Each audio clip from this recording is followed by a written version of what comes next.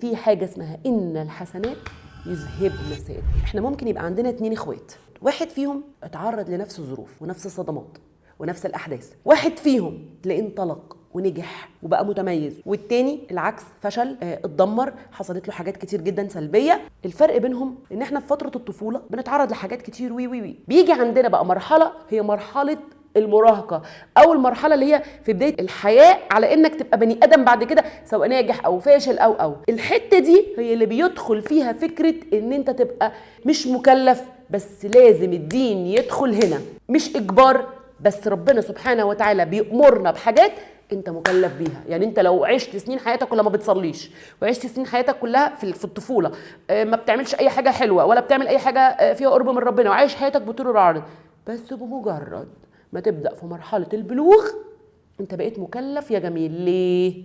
لان في حاجه اسمها ان الحسنات يذهبن السيئات. يعني ايه؟